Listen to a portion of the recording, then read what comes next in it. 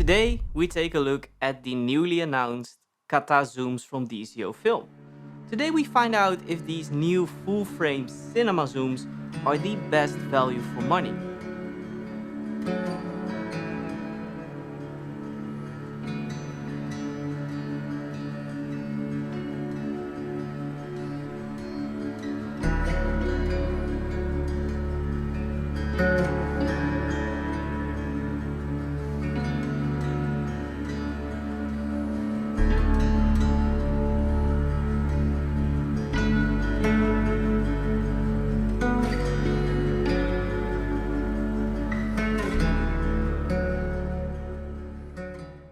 DZO was kind enough to send me these lenses to test out early.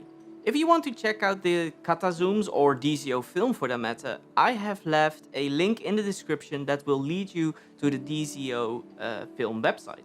First thing you'll notice when you take out the Catta Zooms out of the box, it's that they're pretty lightweight for their size and focal range. With the 35 to 80 coming in at 1.5 kilo, and that's actually the lens that is filming me right now.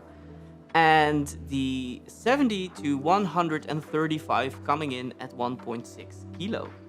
It is a bit heavier, but still it's pretty damn impressive. Part of how DZOFILM made this actually possible is by using a high-grade polycarbonate and fiberglass shell. To put it in perspective, this is the same kind of material that the Canon 24 to 70 RF zoom uses, and it makes these zooms actually appealing for gimbal use. For example, a FX3 with the RS2 combo can work, and that is actually impressive. Now, I see myself using the Catta Zooms for interviews, doc style work, run and gun fashion work, and I feel like they work best when using some kind of support. For me, that would be the EasyRig Minimax, but for others that might be a shoulder-mounted setup. For client work, I'm really looking forward to using these zooms in a handheld setup on my B cam and then my Vespid primes on my A cam. Having a powerful combo like this will improve my workflow a lot. And I'll do a video covering that setup in the near future, so subscribe to the channel if you don't want to miss that. Now let's go over some physical features and of course some lens characteristics that make these Catta Zooms true cinema zooms. The set has 0.8 gears and they have the same position on both lenses. This makes switching between lenses a breeze, and a focus throw of 270 degrees makes precise focusing so much easier in comparison with a normal photo zoom. The Catta Zooms are parfocal, which means that they don't shift focus when you zoom in or out. It's these kind of convenient aspects of a lens that really separate a cinema zoom from a regular zoom for filmmakers.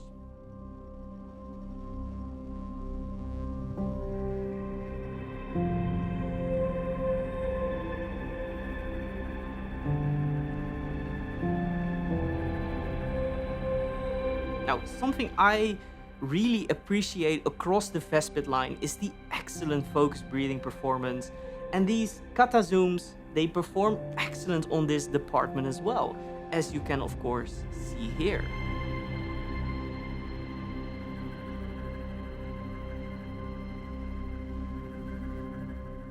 When I bought my Vespid Prime, I specifically got them for the look they produce and how skin tones are rendered. And taking a look at these shots, and of course the talking head shot of this video, the Catta Zooms don't disappoint. Skin tones look rich and clean, no mushy details or weird shifts in color. Now, soft bokeh and good skin tones are important to me. I shoot wide open, quite a bit to separate my models from the background. If bokeh isn't soft, it will distract my audience, and of course too much chromatic aberration will result in more work in the grading suite. Now, the Catta Zooms have a filter tray built in, right here. A clever option to have and getting creative with your lenses. It's these kind of smart and innovative solutions that make me so hyped about DZOFILM in general. And we don't know what kind of filters DZO might offer in the future, but if they were to make a ND filter or something like a Pro Mist filter, it could be such a strong selling point for these lenses. Now, the lens mount is definitely a bit of a new one for me. A cinema lens that is specifically produced for short flange distance sensors, targeting cameras like the Sony FX3, FX6, Canon R5, Canon R3, and of course the V-Raptor, to name a few. The choice to go with this relative new mounting system makes a lot of sense, as most of these cameras are the first of a new generation of modern cinema cameras. But as a Komodo owner that uses a RF to EF speed booster to get that full frame look, and DZO film lenses being such popular with Blackmagic cameras in general, I am a bit sad that they are not offering the EF and PL version straight away. Now, I asked DZO Film, and the EF and PL version of the Catta Zooms require a different mount because of the flange distance. The PL and EF version will be black, have a metal housing and no filter tray. Instead of just slapping on a different mount and call it quits, DZO Film makes two versions of this lens to provide a fitting lens for both use cases. The EF and PL version will be built more traditionally for cinema purposes, giving us creators the option to choose between two versions and what fits us better. I appreciate that, and I think that, you know, not compromising on both versions is excellent.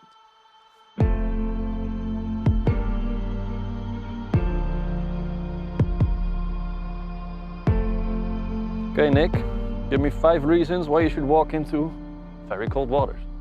Number 1, it improves your mental health. So it releases endorphins in your brain, which gives you like the natural high. And number 2, it improves your immune system, which is very important. Number 3, it increases your blood circulation in your body, and you get to train your blood vessels, which is your cardiovascular system.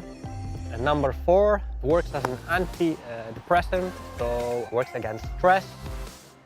And number 5 is the mental aspect, because when you go into the cold, you will feel like a champ when you come out.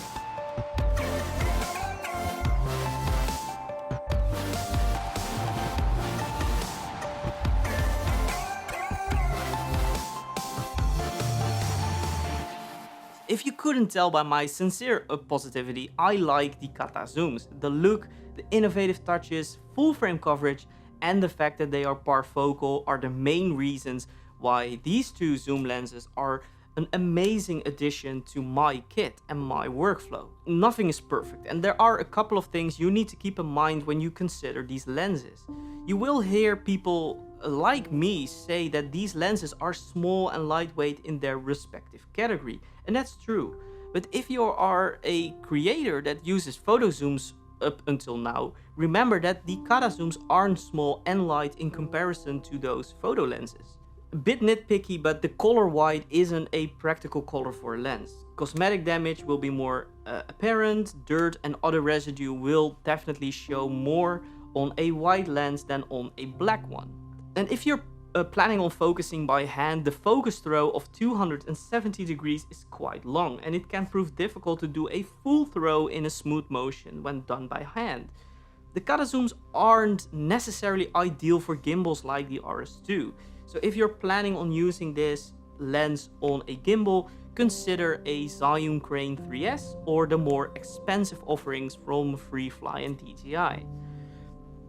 The quality you'll get for the price is absolutely bar none amazing. At this point in time, there is no full frame cinema zoom that offer you all of this at this price point. I think the design of the lens is actually quite beautiful. They're really well built, and they have this great feeling in the hand. The 35 to 80 alone would cover most of my shots that I make for my fashion productions. And this set of zoom lenses will give you all the conveniences of zoom lenses and eliminating most of the drawbacks that come with photo lenses for us as filmmakers. Now, I shoot with Komodo, which is considered to be a small-ish cinema camera. Having cinema zooms that fit that lightweight and run and gun section of our industry, makes working with zooms without use rigs actually possible.